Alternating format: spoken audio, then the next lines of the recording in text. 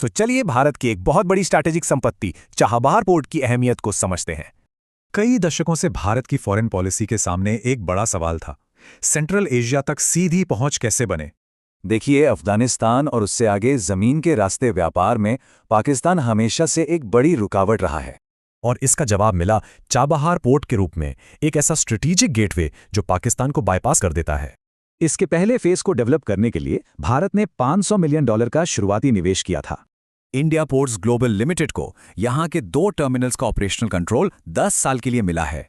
Chabahar port असल में INSTC का गेटवे है जो भारत को यूरेशिया से जोड़ता है। इस कॉरिडोर से व्यापार का समय और खर्च दोनों में भारी कटौती होती है। इसका एक बड़ा जियोपॉलिटिकल मकसद चीन के बढ़ते प्रभाव को काउंटर करना भी है। दिलचस्प बात यह है कि चीन का ग्वादर पोर्ट यहां से सिर्फ 170 किलोमीटर दूर है।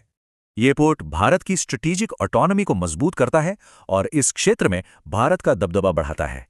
इससे अफगानिस्तान की पाकिस्तान पर निर्भरता कम होती है और उसकी इकोनॉमिक सॉवरेनिटी बढ़ती है। लेकिन इस बड़े प्रोजेक्ट की राह आसान नहीं है। इसके सामने कई बड़ी चुनौतियां भी हैं, जैसे अमेरिकी प्रतिबंधों का खतरा, अफगानिस्तान में अस्थिरता और जरूरी इंफ्रास्ट्रक्चर में देरी। इन मुश्किलों के बाद भी भारत पीछे नहीं हट रहा, क्योंकि ये पोर्ट स्ट्रेटेजिकली बहुत ज्यादा कीमती है। और इसका जवाब ही यूरेशिया में एक बड़ी ताकत के तौर पर भारत का भविष्य तय करेगा।